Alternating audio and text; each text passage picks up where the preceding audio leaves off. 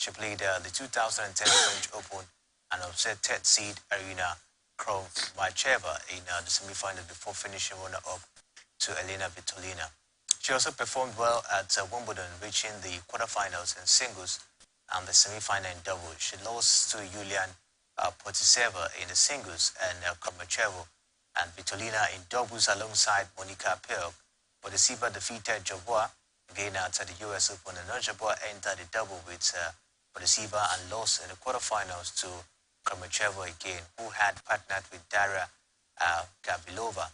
Following the US Open, Anjabua had left wrist surgery. In November that kept her out for 5 months until April 2011. So we saw her, of course, putting a little bit of challenge when it comes to her junior tennis career. Yes, it was not all rosary, but she tried. In fact, she lost even some Grand Slam, junior Grand Slam matches and all that. But we have seen people not do well. Maybe in the junior Grams, maybe they didn't win the junior Grand Slam and all those kind of stuff. But we see them graduate. It's just like a learning curve. The junior level is what we call like learning, getting more experience and putting those experience and upping your game in the senior category. I think in junior level, she didn't really have so much success, but even though she did very well in those categories, but she didn't really have that level she wanted to. But that did not stop her from working hard and also try to be someone greater in tennis. I think after the junior level, at senior level, maybe she struggled a little bit, but I think what we are seeing from her now shows that she learned from every experience. And for me now, she's one of the best tennis players at WTA in the world. And for me, she hasn't looked back. Just that she has been having so many bad draws, especially in the finals of all these Grand Slam competitions. She has not been able to stamp her foot in those matches. I think if she had been able to stamp her foot and maybe a little bit of luck, maybe by now we should have been maybe singing about maybe her having maybe 1 or 2 Grand Slam titles. All right, let's take a look at her professional career as Anjabua began playing on the ITF Women's Circuit in 2008 at the age of 14, and in October 2009 she finished runner-up in both singles and doubles at the $10,000 tournament in Monastir near her hometown. $10,000 level in singles in May 2010 in Antalya and Turkey. She then won the singles and doubles event at another $10,000 tournament in Casablanca, Morocco 2 months later. Now, after having left wrist surgery at the end of the year and winning the junior Grand Slam title, move up to the $25,000 and $50,000 level in summer of 2011, and she made her Women's Tennis Association Tour main draw debut at the age of 17 as a wildcard at the Premier 5 Qatar Open in February 2012, where she lost her first career match to number 113 Evgenia Rosano in 3 sets. She was also given a wild card into the qualifying competition at the Dubai Tennis Championship the following week. Although she did not qualify, she upset world number 33 Zheng Jing with a ranking of 1,169. Anjabua did not have much success at the ITF circuit in 2012, only reaching one final, which came in the singles and was her first at the $25,000 level. She also entered qualifying at the French Open, but only won 1 match. Anjabua finished the year ranked 260 in the world. Wasn't that easy when she started her professional career? I think at the end of that year, she was ranked 260. No, I was trying to tell you, it wasn't all rosy for her. I think she had to work hard. She had to dig in because one thing about tennis is you need to play all these tournaments, ITF. In fact, it starts from different levels, different categories. You have to build your rankings. You have to make sure maybe you get to top 200 or maybe top 150 before you'll be even considered for qualifying for all these Grand Slam titles. And for me, she had to work hard. She had to play so many ITF tournaments. She had to travel, not just in Africa. She had to play in Asia. some other places to boost her rankings and to be able to compete in other events. And some of these events, even when she qualified, it wasn't really very good for her, but she had to dig in. And one thing about tennis is when you are playing and you're playing someone higher than you just have to find a way to beat that opponent, because when you do that, it helps in your ranking. It helps to boost your rankings also. And she was able to do some of all those stuffs, and she was able to beat some other great tennis players, and it really helped her, like you said, to be in the top 200. And when you're in the top 200, it's a very big feat, but people don't know, because I know some people that are top 1,000. They're even striving. Some people stay there even throughout their career in tennis, and they don't even move. So for you to even get to 500, 200, it means you are putting on the hard work, and that was what Anjuba was doing, putting on the hard work, trying to go for tournaments. In fact, it was not very easy, but you have to play those tournaments to boost your rank, and that was what she did during her early life, her early career. She had to play those tournaments, and the family was supporting her, and she had a very good support system, and she had to go for all these tournaments. And for me, it really helped her. It really helped her in her tennis career. Let's take a look at what happened in the life of Onshibwa in her tennis career in 2013 to 2016. Because that year she actually made it to top 200 when it comes to the ranking. After a slow start in 2013, Onshibwa won her first $35,000 title in April 2013 in Tunis. She then won back-to-back $50,000 title over an Sopian Matic in Japan in May to bring her into the top 200 for the first time. In July, Onshibwa played in her second WTA tournament main draw at the Baku Cup, and she upset top seed defending champion and world number 35 Bojana Jovanovski in the second round before losing in the quarterfinals to Magda Legnenter. She entered the qualifying competition at Wimbledon and the US Open, losing her opening match in both events. A third $50,000 title at the Sangro Challenger with a win in the final over Coco Wadego. Wadeher took her to near career high 139. In 2014, she played the main draw in 2014 Malaysia Open, losing to Guilherme Katu in the first round. With no title finals or semi-final in 2015, her year-end ranking dropped to 210.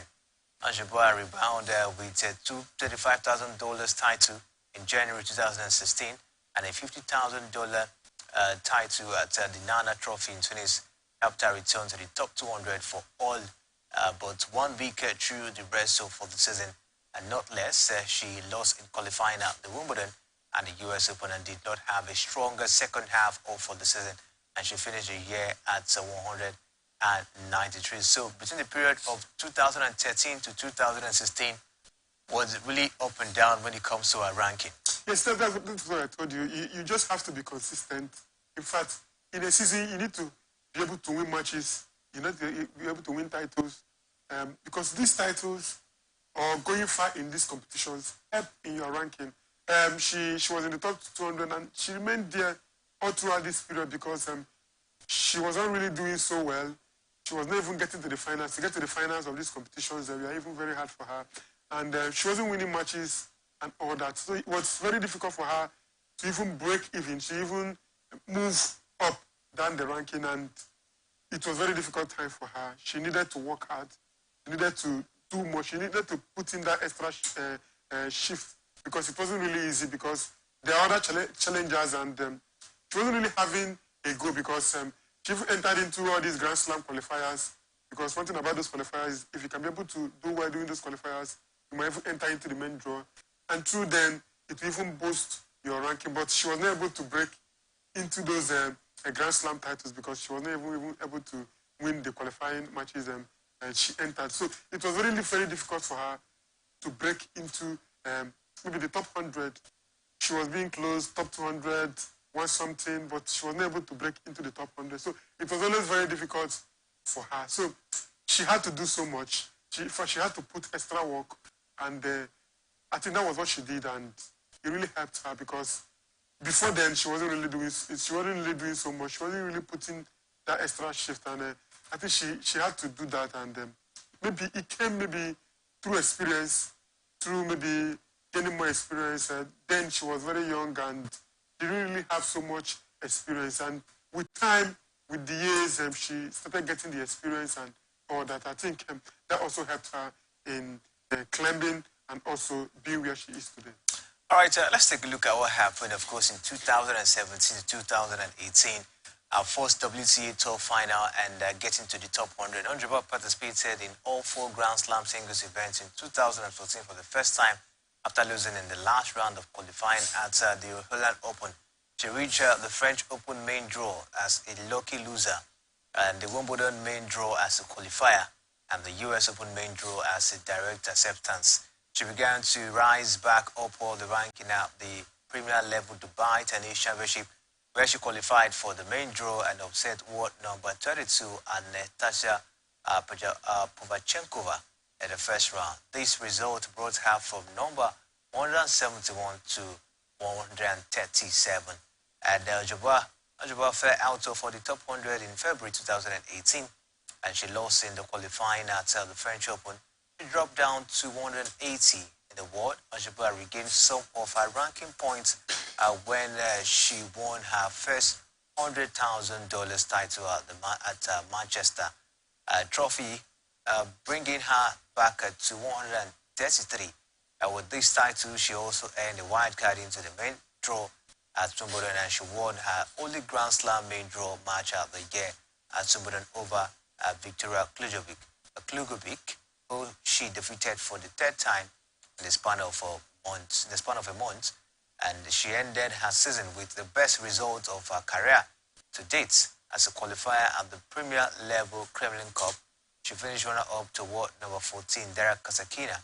She defeated 3 top 25 players in the tournament, including number 8, Sloane Steven, and number 11, Anastasia Sevastova. With this result, she returned to the top 100 at the career high of number 62 in the world. So it was really an impressive time, of course, for Jabba in the 2017 to 2018 season in tennis. Yes, like I said, 100, and it wasn't really very rosy. She had ups and downs, but you have to beat the best opponents.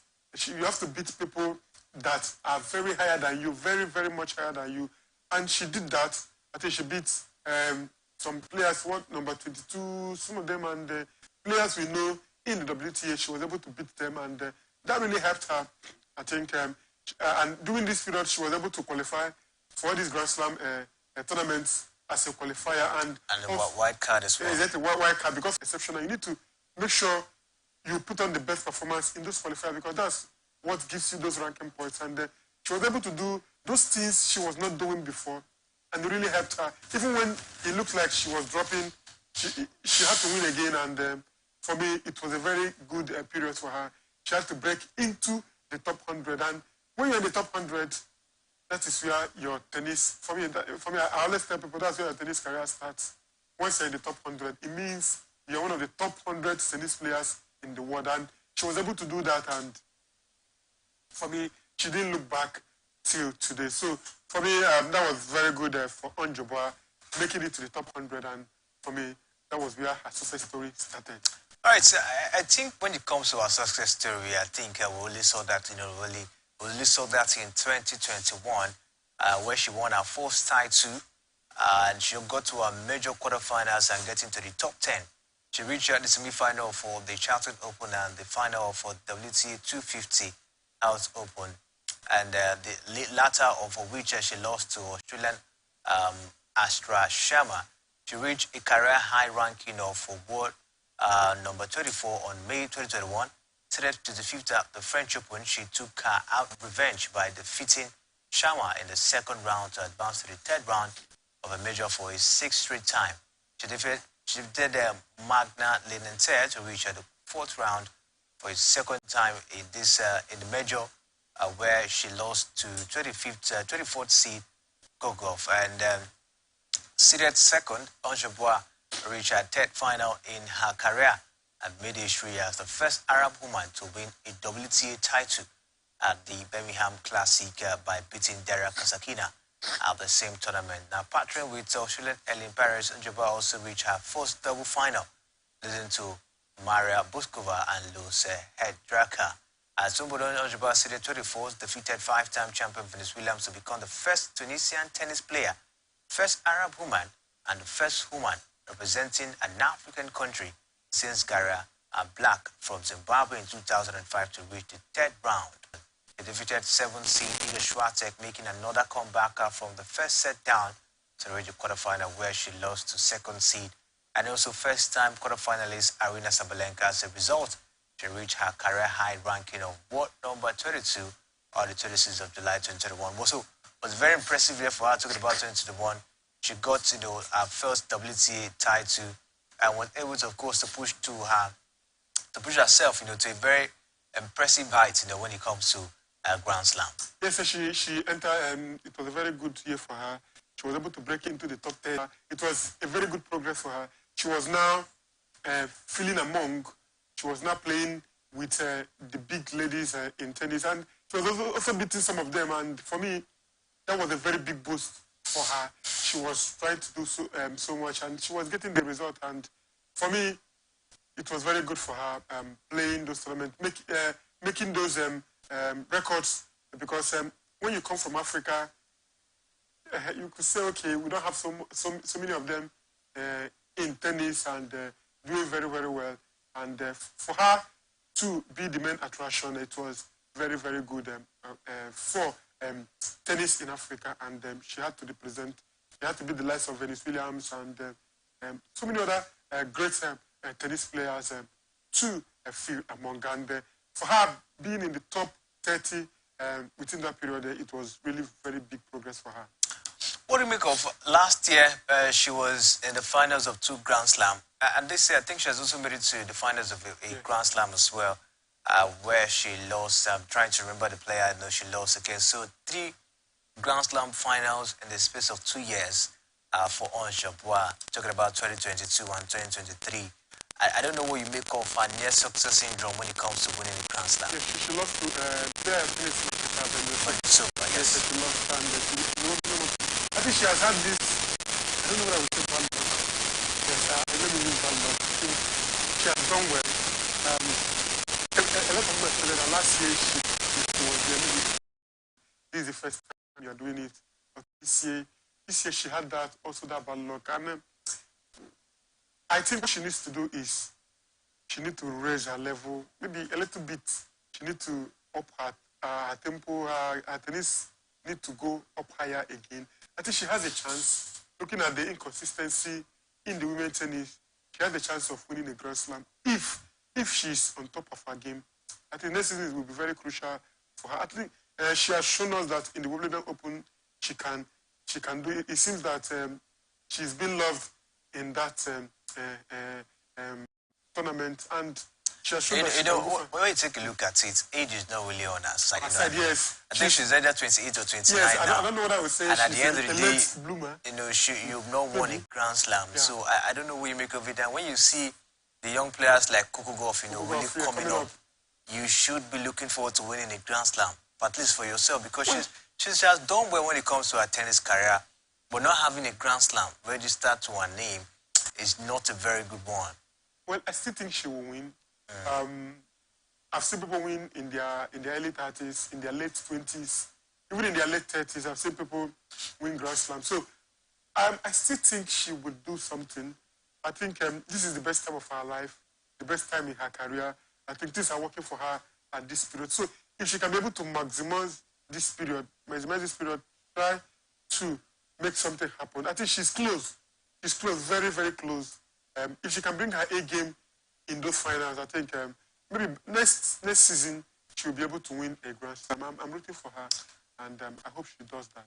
All right, so we look forward to see Ons Jabeur. Everyone is expecting her, of course, to lay her hands on a Grand Slam. We hope next year will be that time where we'll see Ons Jabeur finally laying her hands on the Grand Slam title. It's been an impressive time here talking about Ons Jabeur on Sports Personality Show. We'll be back next week with another exciting sports personality for you. Do want to join us, as of course it promises to be another exciting edition of the show. A huge thanks to OK for joining us this morning. Yeah, always a pleasure. Don't forget, peace and unity are the pathways to progress. My name is Kingsley Manuel. Thanks for watching.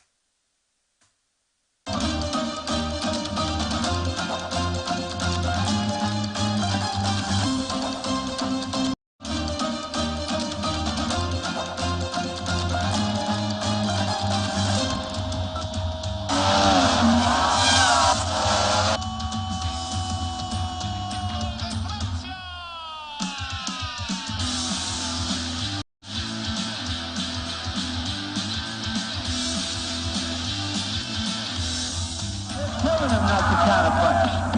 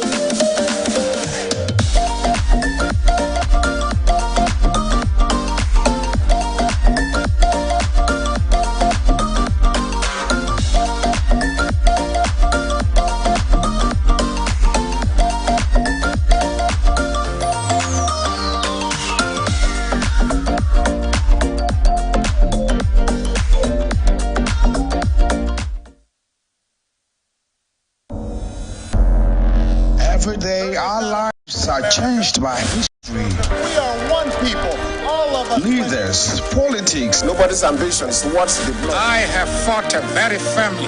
natural occurrence, war, and the world economy.